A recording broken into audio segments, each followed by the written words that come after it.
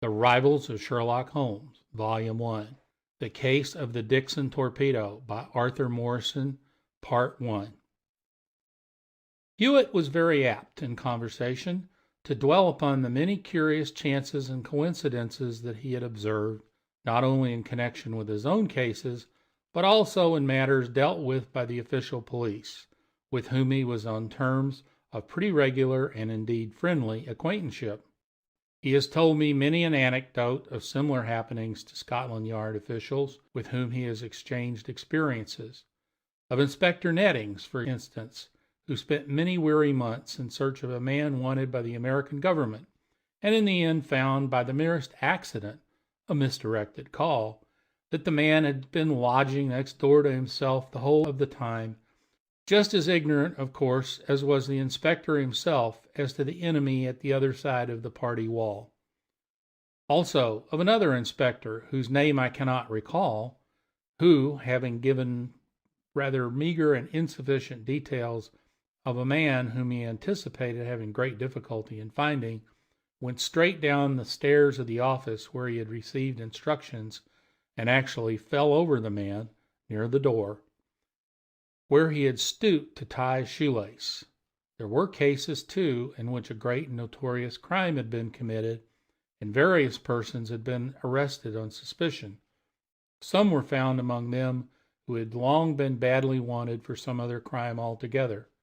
Many criminals admit their deserts by venturing out of their own particular line of crime into another. Often a man who got into trouble over something comparatively small found himself in for a startlingly larger trouble, the result of some previous misdeed that otherwise would have gone unpunished. The ruble note forger Mirsky might never have been handed over to the Russian authorities had he confined his genius to forgery alone. It was generally supposed at the time of his extradition that he had communicated with the Russian embassy with a view to giving himself up, a foolish proceeding on his part, it would seem, since his whereabouts, indeed even his identity as the forger, had not been suspected. He had communicated with the Russian embassy, it's true, but for a different purpose, as Martin Hewitt well understood at the time. What that purpose was is now for the first time published. The time was 1:30 in the afternoon, and Hewitt sat in his inner office examining and comparing the handwriting of two letters by the aid of a large lens. He put down the lens and glanced at the clock on the mantelpiece with a premonition of lunch, and as he did so, his clerk quietly entered the room with one of those printed slips which were kept for the announcement of unknown visitors. It was filled in a hasty and almost illegible hand, thus: name of visitor, F. Graham Dixon. Address, Chancery Lane. Business, private and urgent. "Show Mr. Dixon in," said Martin Hewitt. Mr. Dixon was a gaunt, worn-looking man of 50 or so, well, although rather carelessly dressed, and carrying in his strong though drawn face and dullish eyes the look that characterizes the lifelong strenuous brain worker. He leaned forward anxiously in the chair which Hewitt offered him, and told his story with a great deal of very natural agitation. "You may have possibly heard, Mr. Hewitt, I know there are rumors, of the new locomotive torpedo which the government is about adopting. It is in fact the Dixon torpedo, my own invention, and in every respect, not merely in my own opinion, but in that of the government experts, by far the most efficient and certain yet produced. It may travel at least 400 yards farther than any torpedo now made, with perfect accuracy of aim, a very great desideratum, let me tell you, and will carry an unprecedentedly heavy charge. There are other advantages, speed, simple discharge, and so forth, that I needn't bother you about. The machine is the result of many years of work and disappointment, and its design has only been arrived at by careful balancing of principles and means, which are expressed on the only 4 existing sets of drawings. The whole thing, I need hardly tell you, is a profound secret, and you may judge of my present state of mind when I tell you that one set of the drawings has been stolen." From your house? From my office in Chancery Lane this morning. The 4 sets of drawings were distributed thus. 2 were at the Admiralty office, one being a finished set on thick paper, and the other a set of tracings therefrom, and the other 2 were at my own office, one being a pencil set, uncolored, a sort of finished draft, you understand, and the other a set of tracings similar to those at the Admiralty. It is this last set that is gone. The 2 sets were kept together in one drawer in my room. Both were there at 10 this morning, of that I'm sure, for I had to go to that very drawer for something else when I first arrived. But at 12, the tracings had vanished. You suspect somebody, probably? I cannot. It is a most extraordinary thing. Nobody has left the office, except myself, and then only to come to you, since 10 this morning, and there's been no visitor, and yet the drawings are gone. But you have searched the place? Of course I have. It was 12 o'clock when I first discovered my loss, and I've been turning the place upside down ever since. I and my assistants. Every drawer has been emptied, every desk and every table turned over. The very carpet and linoleum have been taken up, and there is not a sign of the drawings. My men even insisted on turning all their pockets inside out, although I never for a moment suspected either of them.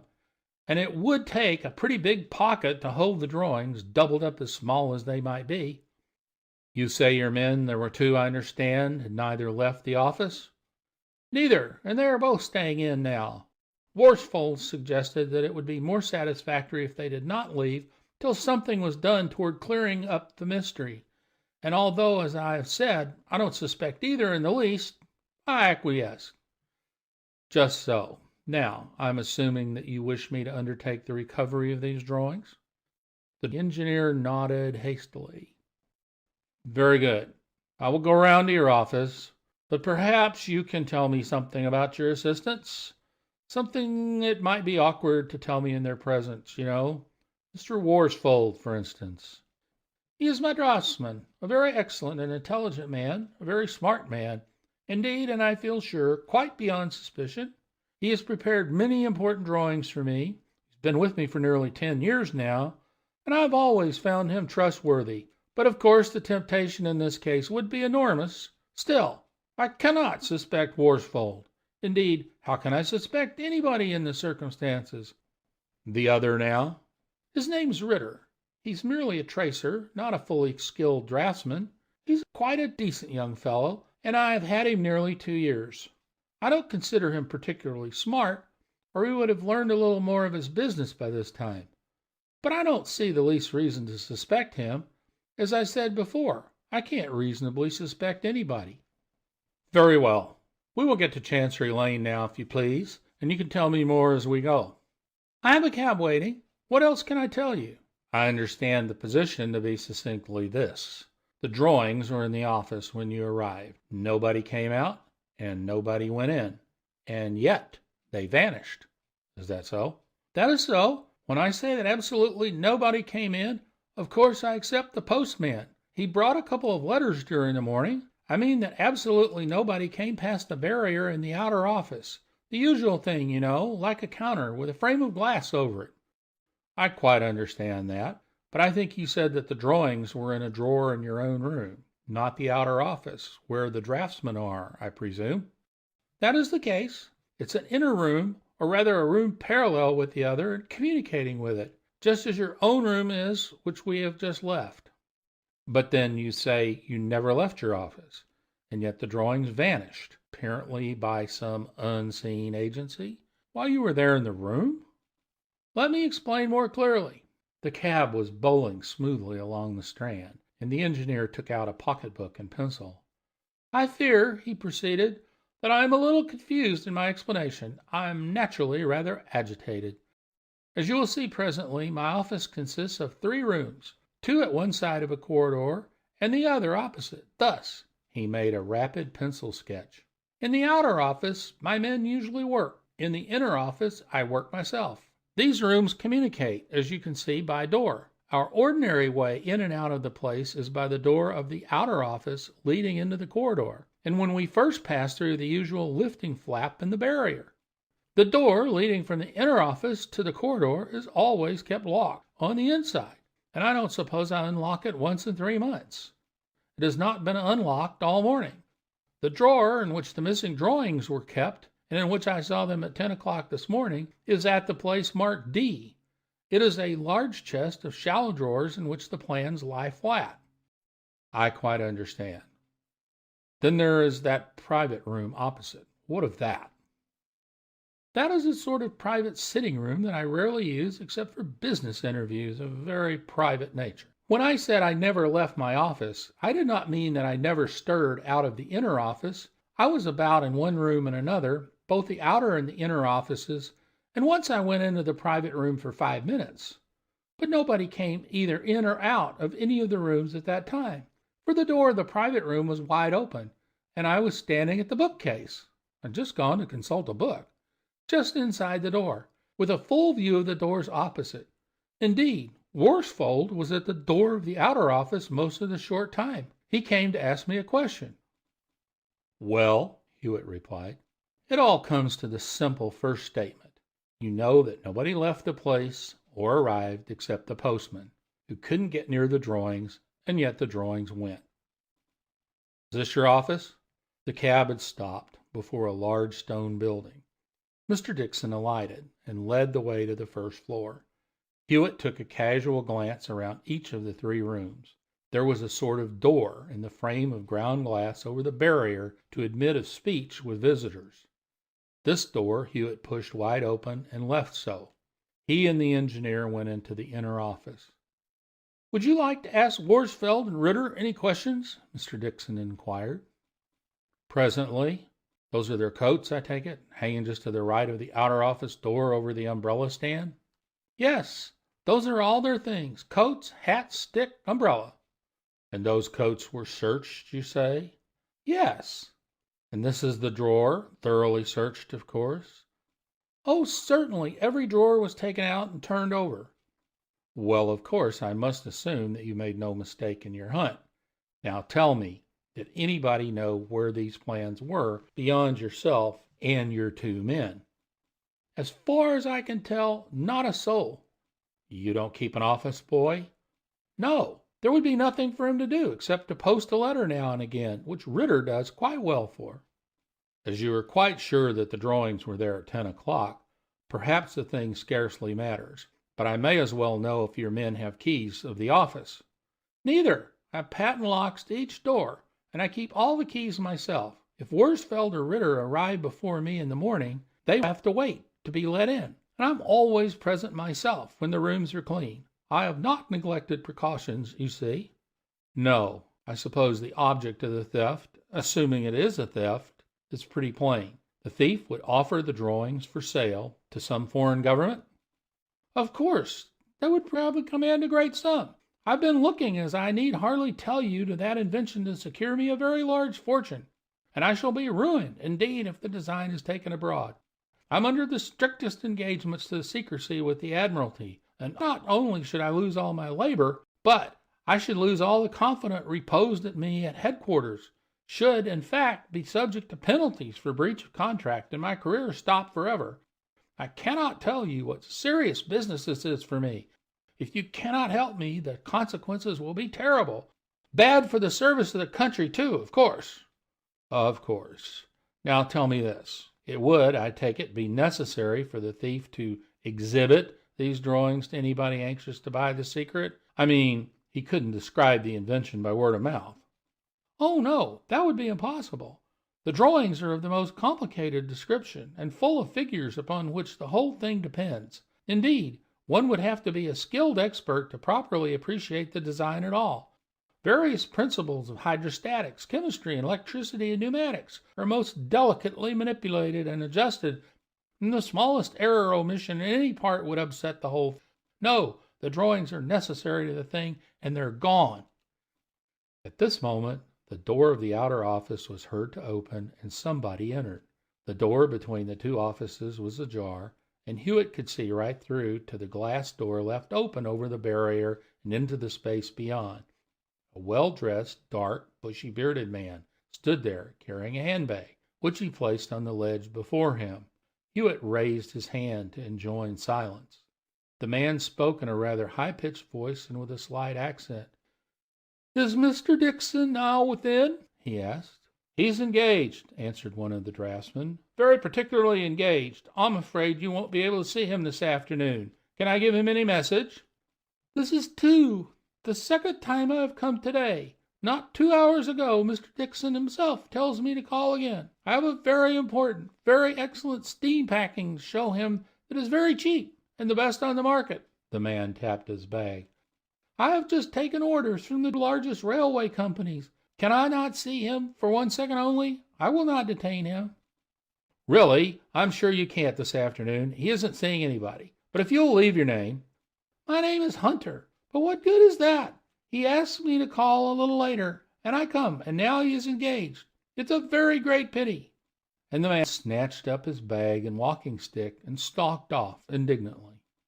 Hewitt stood, gazing through the small aperture in the doorway. "You'd scarcely expect a man with such a name as Hunter to talk with that accent, would you?" he observed musingly. "It isn't a French accent nor a German, but it seems foreign. You don't happen to know him, I suppose?" "No, I don't. He called here about 12:30, just while we were in the middle of our search, and I was frantic over the loss of the drawings. I was in the outer office myself and told him to call later. I have lots of such agents here, anxious to sell all sorts of engineering appliances. But what will you do now? Shall you see my men?" "I think," said Hewitt, rising, "I think I'll get you to question them yourself."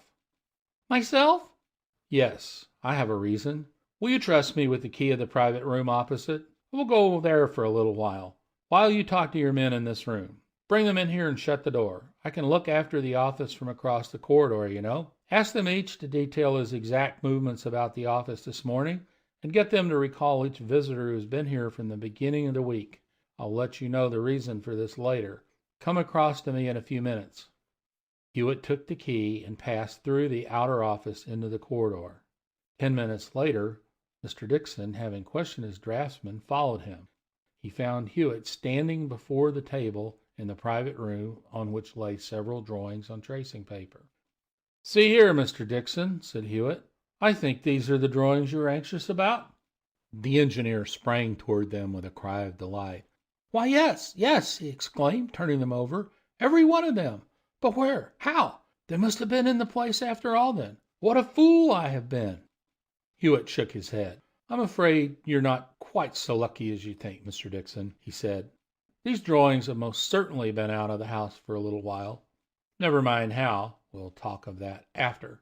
There is no time to lose. Tell me, how long would it take a good draftsman to copy them?" "They couldn't possibly be traced over properly in less than 2 or 2.5 long days of very hard work," Dixon replied with eagerness. "Ah, then it is as I feared. These tracings have been photographed, Mr. Dixon, and our task is one of every possible difficulty. If they had been copied in the ordinary way, one might hope to get hold of the copy. But photography upsets everything. Copies can be multiplied with such amazing facility that once the thief gets a decent start, it is almost hopeless to checkmate him. The only chance is to get at the negatives before the copies are taken. I must act at once, and I fear, between ourselves, it may be necessary for me to step very distinctly over the line of the law in the matter. You see, to get at those negatives may involve something very like housebreaking. There must be no delay, no waiting for legal procedure, or the mischief is done. Indeed, I very much question whether you have any legal remedy, strictly speaking." "Mr. Hewitt, I implore you, do what you can. I need not say that all I have is at your disposal. I will guarantee to hold you harmless for anything that may happen. But do, I entreat you, do everything possible. Think of what the consequences may be." "Well, yes, so I do," Hewitt remarked with a smile. "The consequences to me, if I were charged with housebreaking, might be something that no amount of guarantee could mitigate. However, I will do what I can, if only from patriotic motives. Now I must see your tracer, Ritter. He is the traitor in the camp." "Ritter? But how?" "Never mind that now. You are upset and agitated, and had better not know more than is necessary for a little while, in case you say or do something unguarded. With Ritter I must take a deep course. What I don't know, I must appear to know, and that will seem more likely to him if I disclaim acquaintance with what I do know. But first, put these tracings safely away out of sight." Dixon slipped them behind his bookcase. "Now," Hewitt pursued, "call Mr. Worsfold and give him something to do that will keep him in the inner office across the way, and tell him to send Ritter in here." Mr. Dixon called his chief draftsman and requested him to put in order the drawings in the drawers of the inner room that had been disarranged by the search, and to send Ritter, as Hewitt had suggested. Ritter walked into the private room with an air of respectful attention. He was a puffy-faced, unhealthy-looking young man with very small eyes and a loose, mobile mouth. "Sit down, Mr. Ritter," Hewitt said in a stern voice. "Your recent transactions with your friend Mr. Hunter are well known both to Mr. Dixon and myself."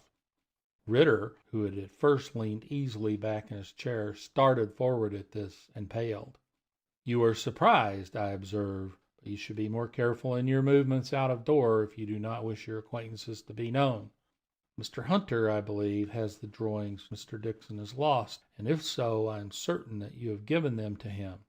That, you know, is theft, for which the law provides a severe penalty." Ritter broke down completely and turned appealingly to Mr. Dixon. "Oh, sir," he pleaded, "it isn't so bad, I assure you. I was tempted, I confess, and I hid the drawings, but they are still in the office, and I can give them to you. Really, I can." "Indeed," Hewitt went on. "Then in that case, perhaps you'd better get them at once. Just go fetch them in. We won't trouble to observe your hiding place. I'll only keep this door open to be sure you don't lose your way. You know, down the stairs, for instance." The wretched Ritter, with hanging head, slunk into the office opposite. Presently he reappeared, looking, if possible, ghastlier than before.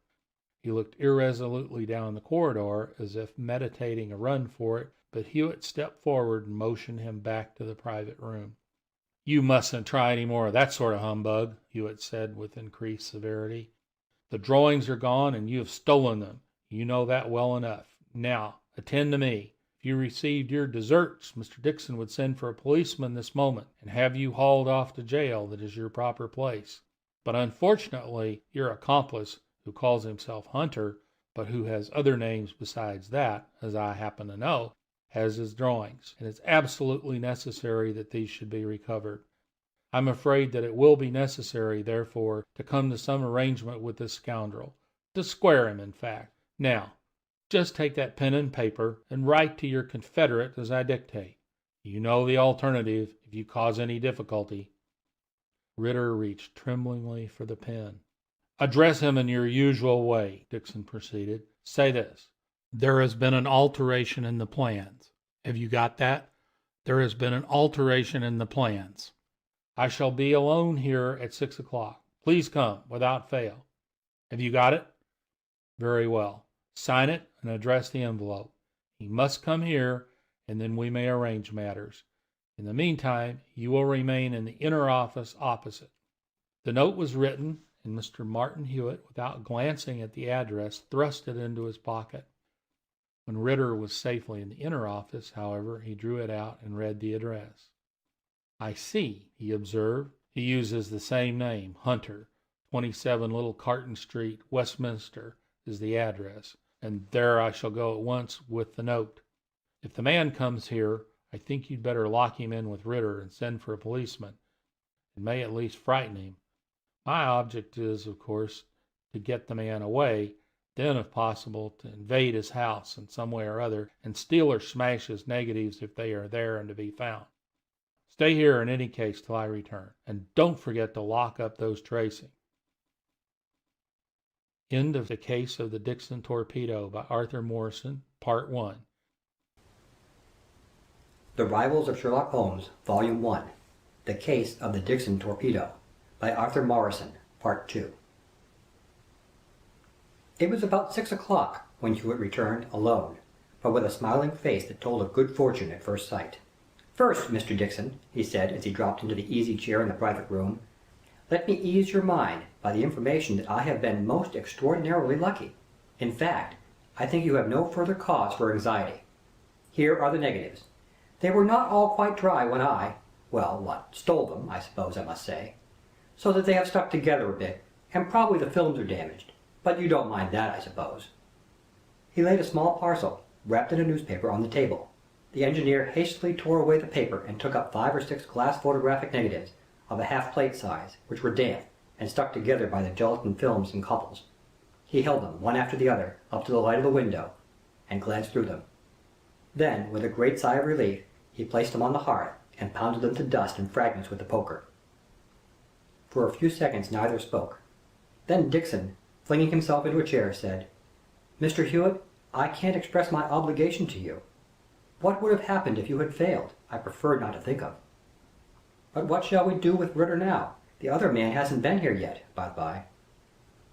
"No, the fact is I didn't deliver the letter. The worthy gentleman saved me a world of trouble by taking himself out of the way." Hewitt laughed.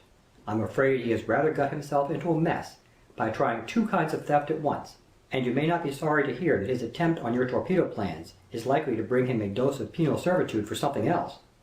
I'll tell you what has happened. Little Carlton Street, Westminster, I found to be a seedy sort of place, one of those old streets that have seen much better days. A good many people seem to live in each house. They are fairly large houses, by the way, and there is quite a company of bell handles on each doorpost, all down the side like organ stops. A barber had possession of the ground floor front at number 27 for trade purposes, so to him I went. 'Can you tell me,' I said, 'where in this house I can find Mr. Hunter?' He looked doubtful, so I went on. 'His friend will do, you know. I can't think of his name. Foreign gentleman, dark, with a bushy beard.' The barber understood at once. 'Oh, that's Mirsky, I expect,' he said.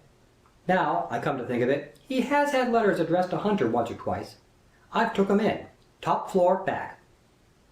This was good so far. I had got at Mr. Hunter's other alias. So, by way of possessing him with the idea that I knew all about him, I determined to ask for him as Mirsky before handing over the letter addressed to him as Hunter. A little bluff of that sort is invaluable at the right time. At the top floor back I stopped at the door and tried to open it at once, but it was locked. I could hear somebody scuttling about within, as though carrying things about, and I knocked again. In a little while the door opened about a foot, and there stood Mr. Hunter, or Mirsky, as you like, the man who, in the character of a traveller in steam packing, came here twice today. He was in his shirt sleeves, and cuddled something under his arm, hastily covered with a spotted pocket handkerchief. "I have called to see Monsieur Minsky," said I, "with a confidential letter." "Oh, yes," he answered hastily. I know. Excuse me 1 minute." And he rushed off downstairs with his parcel. Here was a noble chance. For a moment I thought of following him, in case there might be something interesting in the parcel. But I had to decide in a moment, and I decided on trying the room. I slipped inside the door, and, finding the key on the inside, locked it. It was a confused sort of room, with a little iron bedstead in one corner, and a sort of rough, boarded enclosure in another. This I rightly conjectured to be the photographic darkroom, and made for it at once. There was plenty of light within when the door was left open, and I made at once for the drying rag that was fastened over the sink. There were a number of negatives in it, and I began hastily examining them one after another. In the middle of this our friend Mirsky returned and tried the door. He rattled violently at the handle and pushed. Then he called. At this moment I had come upon the first of the negatives you have just smashed. The fixing and washing had evidently only lately been completed, and the negative was drying on the rack. I seized it, of course, and the others which stood by it. "Who are you there inside?" Mirsky shouted indignantly from the landing. "Why for you to go in my room like that? Open this door at once, or I'll call the police." I took no notice. I had got the full number of negatives, one for each drawing, but I was not by any means sure that he had not taken an extra set, so I went on hunting down the rack. There were no more, so I set to work to turn out all the undeveloped plates. It was quite possible, you see, that the other set, if it existed, had not yet been developed. Mirsky changed his tune. After a little more banging and shouting I could hear him kneel down and try the keyhole. I had left the key there, so that he could see nothing, but he began talking softly and rapidly through the hole in a foreign language. I did not know it in the least, but I believe it was Russian. What had led him to believe I understood Russian I could not at the time imagine, though I have a notion now. I went on ruining his stock of plates. I found several boxes, apparently of new plates, but as there was no means of telling whether they were really unused or merely undeveloped, but with the chemical impress of your drawings on them, I dragged every one ruthlessly from its hiding place and laid it out in the full glare of the sunlight, destroying it thereby, of course, whether it was unused or not. Mirsky left off talking, and I heard him quietly sneaking off. Perhaps his conscience was not sufficiently clear to warrant an appeal to the police, but it seemed to me rather probable at the time that that was what he was going for. So I hurried on with my work. I found 3 dark slides, the parts that carried the plates in the back of the camera, you know, one of them fixed in the camera itself. These I opened, and exposed the plates to ruination as before. I suppose no one ever did so much devastation in a photographic studio in 10 minutes as I managed. I had spoiled every plate I could find, and had the developed negative safely in my pocket, when I happened to glance at the porcelain washing well under the sink. There was one negative in that, and I took it up. It was not a negative of a drawing like yours, but of a Russian 20-ruble note. This was a discovery. The only possible reason any man could have for photographing a banknote was the manufacture of an etched plate for the production of forged copies. I was almost as pleased as I had been at the discovery of your negatives. He might bring the police now as soon as he liked. I could turn the tables on him completely. I began to hunt about for anything else related to this negative. I found an inking roller, some old pieces of blanket, used in printing the plates, and in a corner on the floor, heaped over with newspapers and rubbish, a small copying press. There was also a dish of acid, but not an etched plate or a printed note to be seen. I was looking at the press, with the negative in one hand and the inking roller in the other, when I became conscious of a shadow across the window. I looked up quickly, and there was Mirsky, hanging over from some ledge or projection to the side of the window and staring straight at me, with a look of unmistakable terror and apprehension. The face vanished immediately. I had to move a table to get at the window, and by the time I had opened it there was no sight or sound of the rightful tenant of the room. I had no doubt now of his reason for carrying a parcel downstairs.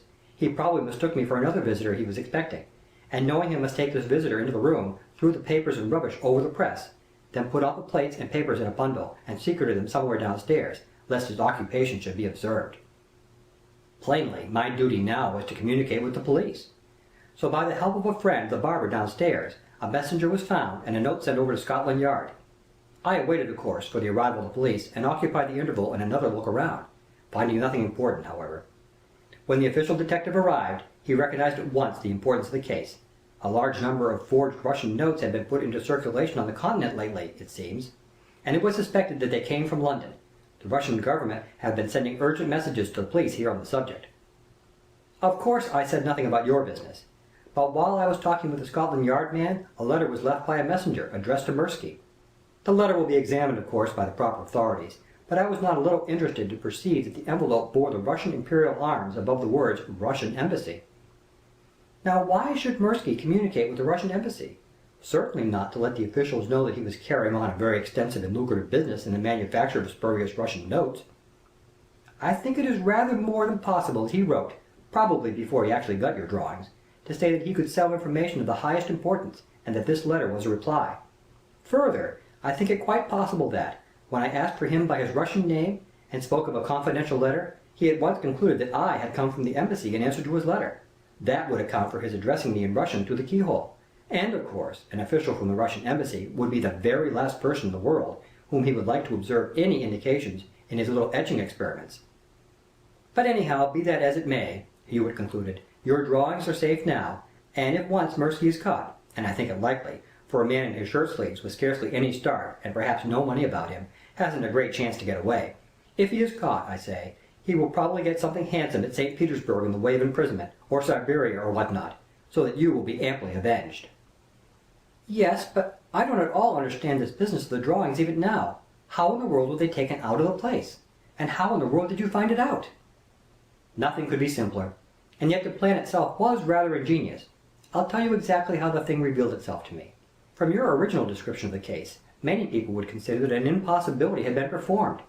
Nobody had gone out, and nobody had come in, and yet the drawings had been taken away. But an impossibility is an impossibility after all, and as drawings don't run away of themselves, plainly somebody had taken them, unaccountable as it may seem. Now, as they were in your inner office, the only people who could have gotten at them besides yourself were your assistants. So that was pretty clear that one of them, at least, had something to do with the business. You told me that Worsfeld was an excellent and intelligent draftsman. Well, if such a man as that intended treachery, he would probably have been able to carry away the design in his head, at any rate a little at a time, and would be under no necessity to run the risk of stealing a set of the drawings. But Ritter, you remarked, was an inferior sort of man. Not particularly smart, I think were your words, only a mechanical sort of tracer. He would be unlikely to be able to carry in his head the complicated details of such designs as yours, and being in a subordinate position, and continually overlooked, he would find it impossible to make copies of the plans in the office. So that, to begin with, I thought I saw the most probable path to start on. When I looked around the rooms, I pushed open the glass door of the barrier and left the door to the inner office ajar, in order to be able to see anything that might happen in any part of the place, without actually expecting any definite development. While we were talking, as it happened, our friend Mirsky, or Hunter as you please, came into the outer office, and my attention was instantly called to him by the first thing he did. Did you notice anything peculiar yourself? No, really, I can't say I did. He seemed to behave much as any traveler or agent might.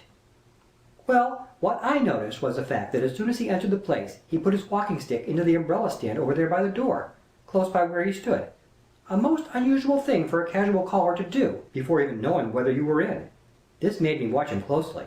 I perceived with increased interest that the stick was exactly the same kind and pattern as one already standing there, also a curious thing. I kept my eyes carefully on those sticks, and was all the more interested and edified to see, when he left, that he took the other stick, not the one he came with, from the stand, and carried it away, leaving his own behind. I might have followed him, but I decided that more could be learned by staying, as, in fact, proved to be the case. This, by the by, is the stick he carried away with him. I took the liberty of fetching it back from Westminster, because I conceived it to be Ritter's property. Hewitt produced the stick. It was an ordinary thick Malacca cane, with a buckhorn handle and a silver band. Hewitt bent it across his knee and laid it on the table. Yes, Dixon answered. That is Ritter's stick. I think I have often seen it in the stand. But what in the world? One moment. I'll just fetch the stick Mirsky left behind. And Hewitt stepped across the corridor. He returned with another stick, apparently an exact facsimile of the other, and placed it by the side of the other. When your assistants went into the inner room, I carried the stick off for a minute or two. I knew it was not Worsfeld's, because there was an umbrella there with his initial on the handle. Look at this. Martin Hewitt gave the handle a twist and rapidly unscrewed it from the top. Then it was seen that the stick was a mere tube of very thin metal, painted to appear like Malacca cane. It was plain at once that this was no Malacca cane. It wouldn't bend. Inside it I found your tracings rolled up tightly. You can get a marvelous quantity of thin tracing paper into a small compass by tight rolling. And this was the way they were brought back? The engineer exclaimed. I see that clearly. But how did they get away? That's as mysterious as ever. Not a bit of it. See here. Mirsky gets hold of Ritter, and they agree to get your drawings and photograph them. Ritter is to let his confederate have the drawings, and Mirsky is to bring them back as soon as possible, so that they shan't be missed for a moment. Ritter habitually carries this Malacca cane, and the cunning of Mirsky at once suggests that this tube should be made in outward facsimile. This morning Mirsky keeps the actual stick, and Ritter comes to the office with a tube. He seizes the first opportunity, probably when you were in this private room and Worsfeld was talking to you from the corridor, to get at the tracings, roll them up tightly, and put them in the tube, putting the tube back in the umbrella stand. At 12:30, or whenever it was, Mirsky turns up for the first time with the actual stick and exchanges them, just as he afterwards did when he brought the drawings back. Yes, but Mirsky came half an hour after they were... Oh, yes, I see. What a fool I was. I was forgetting, of course. When I first missed the tracings, they were in this walking stick, safe enough, and I was tearing my hair out within an arm's reach of them. Precisely. And Mirsky took them away before your very eyes. I expect Ritter was in a rare funk when he found that the drawings were missed. He calculated, no doubt, on your not wanting them for the hour or two they would be out of the office. How lucky that it struck me to jot a pencil note on one of them. I might easily have made my note somewhere else, and then I should never have known that they had been away. Yes, they didn't give you any too much time to miss them. Well, I think the rest pretty clear. I brought the tracings in here, screwed up the sham stick and put it back. You identified the tracings and found none missing, and then my course was pretty clear, though it looked difficult. I knew you would be very naturally indignant with Ritter, so, as I wanted to manage him myself, I told you nothing of what he had actually done, for fear that in your agitated state you might burst out with something that might spoil my game. To Ritter I pretended to know nothing of the return of the drawings, or how they had been stolen. The only things I did know with certainty. But I did pretend to know all about Mirsky, or Hunter, when, as a matter of fact, I knew nothing at all, except that he probably went under more than one name. That put Ritter into my hands completely. When he found the game was up, he began with a lying confession. Believing that the tracings were still in the stick, and that we knew nothing of their return, he said that they had not been away, and that he would fetch them, as I had expected he would. I let him go for them alone, and, when he returned, utterly broken up by the discovery that they were not there, I had him altogether at my mercy. You see, if he had known that the drawings were all the time behind your bookcase, he might have brazened it out, swore that the drawings had been there all the time, and we could have done nothing with him. We couldn't have sufficiently frightened him by the threat of prosecution for theft, Because those things were in your possession, to his knowledge. As it was, he answered the helm capitally, gave us Mirsky's address on the envelope, and wrote the letter that was to have got him out of the way while I committed burglary, if that disgrace expedient had not been rendered unnecessary. On the whole, the case has gone very well." "It has gone marvellously well, thanks to yourself. But what shall I do with Ritter?" "Here's a stick. Knock him downstairs with it, if you like. I should keep the tube, if I were you, as a memento. I don't suppose the respectable Mirsky will ever call to ask for it. But I should certainly kick Ritter out of the door, or out of the window if you like, without delay." Mirsky was caught, and after 2 remands at the police court, was extradited on the charge of forging Russian notes. It came out that he had written to the embassy, as Hewitt had surmised, stating that he had certain valuable information to offer, and the letter which Hewitt had seen delivered was an acknowledgment and a request for more definite particulars. This is what gave rise to the impression that Mirsky had himself informed the Russian authorities of his forgeries. His real interest was very different, but was never guessed. "I wonder," Hewitt has once or twice observed, "whether, after all, it would not have paid the Russian authorities better on the whole if I had never investigated Mirsky's little note factory. The Dixon Torpedo was worth a good many 20-ruble notes." End of the Case of the Dixon Torpedo, by Arthur Morrison.